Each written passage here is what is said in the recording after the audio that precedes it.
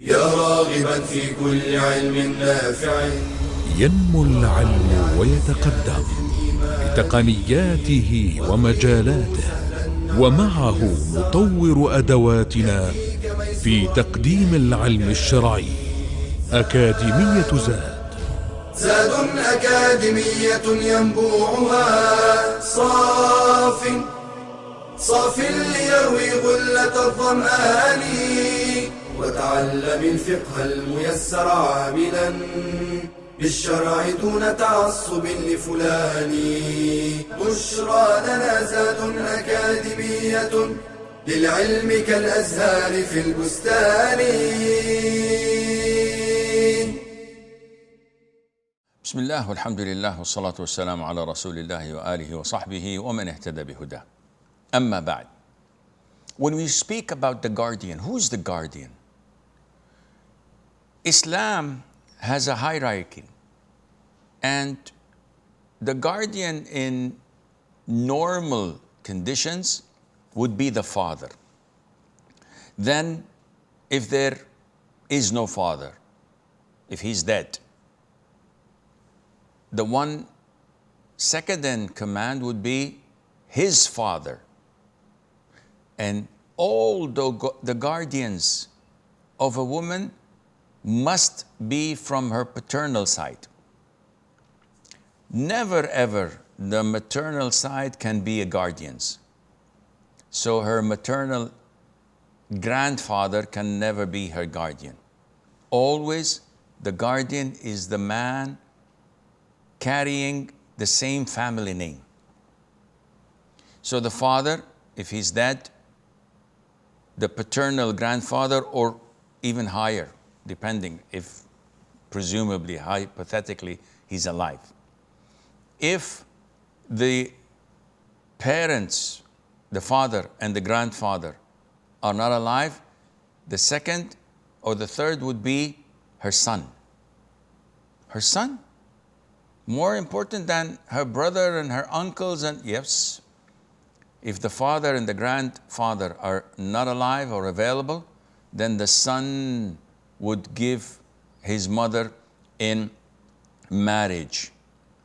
And one would argue and say, well, the son is not carrying her name, so he's from a different family. And you just said he has to carry the name. No, when we talk about blood relatives, other than the son is the most person on earth after the father who would take care of his mother and know her best of interests. So if the son is not there, then the grandsons, even if they go downwards. If no parent, if no father, no son, then we go to the brother. And the brother has to be her full brother, meaning from the same father and the same mother. If she didn't have any, then we shift to half brothers from the father's side only. A brother from the mother's side does not work. He can't be a guardian. If she has no father, no son, no brothers, we go to her nephews, paternal nephews. And because one would say, why the paternal nephew? Because she is their aunt, paternal aunt, and they would take care of her more than the one afterwards. If she has no nephews, then her paternal uncles. If no paternal uncles, then her paternal cousins. And we see that the circle is getting wider and wider.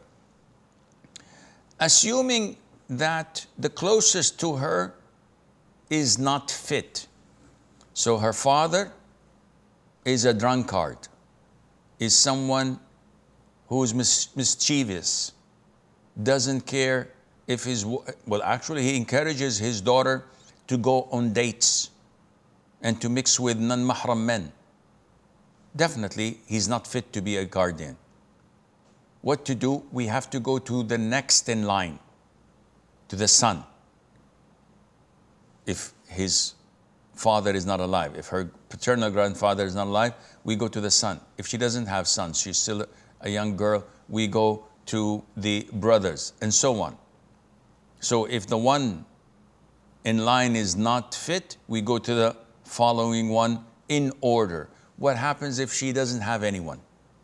Example, someone who is a revert. She just reverted to Islam. All of her kinship are disbelievers.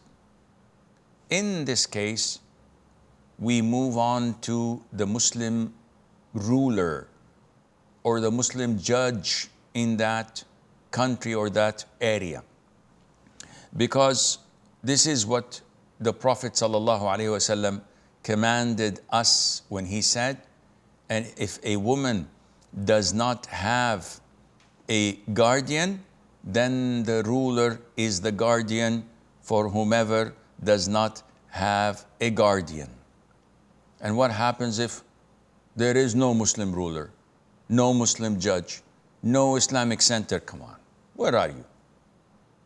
In Siberia? Maybe. If you live in a community where there is no such thing as a Muslim ruler, judge, or an Islamic center, and there is no Muslim imam, representative for the community, but we have a group of Muslims, then they should appoint among them one who would become her guardian. Someone who's trustworthy, someone who is wise with her permission, and he would become her guardian and he would give her off in marriage. Now, the fourth condition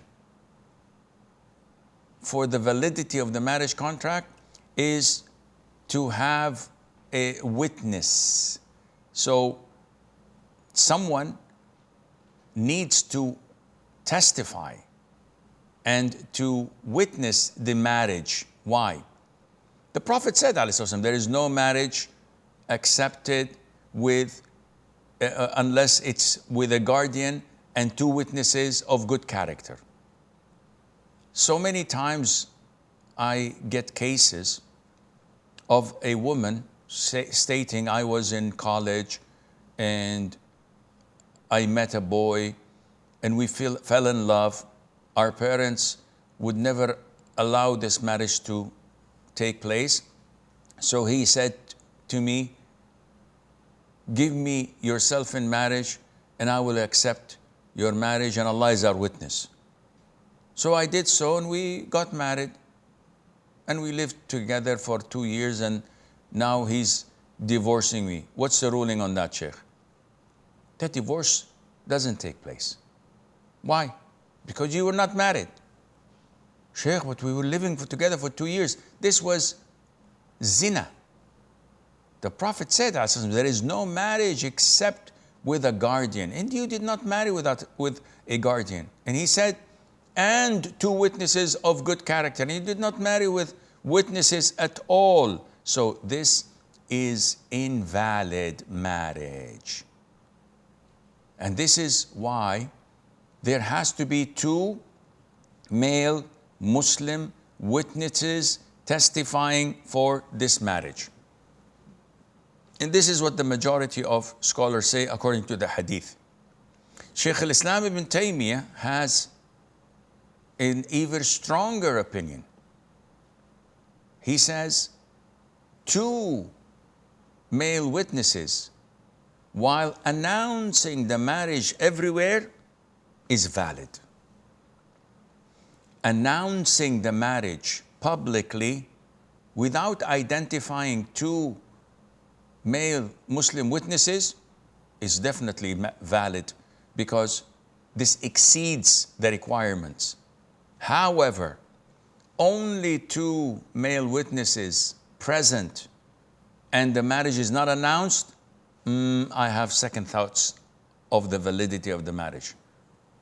So Shaykh al-Islam ibn Taymiyyah goes to a stronger opinion stating that no, you can't conceal the marriage and keep it private, stating that, oh, we're married because we have 2 male witnesses, but I don't want your family to know, I don't want his family to know, I don't want our colleagues at work to know.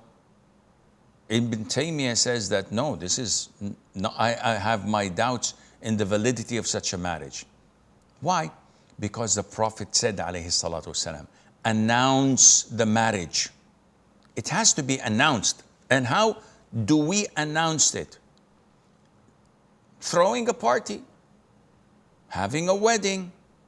It is sunnah for women to beat the duf, which is the hand drum, and sing permissible songs and enjoy the night, like saying songs that have halal lyrics without any vulgar or indecent words. All of this to announce the marriage among the near and far, among those in public or in private, to acknowledge that the marriage has taken place. Aisha reports, may Allah be pleased with her, that a bride was given to a man among the Ansar. So the Prophet said, alayhi salam, "O Aisha, did you not have any entertainment?" The Ansar are fond of entertainment. So when she said, "No, we did not have anything that was entertaining, such as beating the duf and singing and dancing and the likes," the Prophet ﷺ said that this was not the right thing to do, because the Ansar love such entertainment. Now, having said that, we see a lot of objectionable matters in weddings. We see Muslims, and this is almost becoming the norm, insisting on having weddings freely mixed. Men and women come, they dine together, they sit on the same table, they mix, sometimes they dance, and they have dancing floor, musical bands. Sometimes they have a toast with liquor and haram and champagne and what is this? All of this is following the footsteps of shaitan in imitating the disbelievers. All of this is haram. The minimum haram found nowadays in weddings is the presence of music, songs. Some weddings arrange a DJ to come and mix the songs, and they have these celebrations, and it's all haram.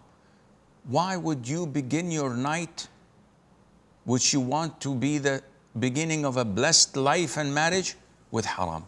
This is not logical. Imam Malik, Imam Shafi'i, Imam Ahmad, all of them condemned the presence of such musical instruments. And the Hanafi school of thought went a little bit overboard when they said that enjoying it would be kufr, which is a bit extreme, but it shows you that the 4 schools of thought prohibit the presence of such musical instruments, which are now becoming the norm. Shaitan has infested the hearts of people with these musical instruments and songs, and filled their weddings with, not only their weddings, even their lives with it. In addition to free mixing, women coming with the best of their attire, showing their flesh, showing their makeup. No Muslim man would allow his daughter or his sister or his wife to come out in front of men, snapping pictures of her, enjoying how beautiful or ugly she is, like that. It is not totally permissible. May Allah Azza wa Jal save the Muslim Ummah from such haram. هذا والله أعلم ونسبة العلم إليه أسلم وصلى الله وسلم وبارك على عبده ورسوله نبينا محمد.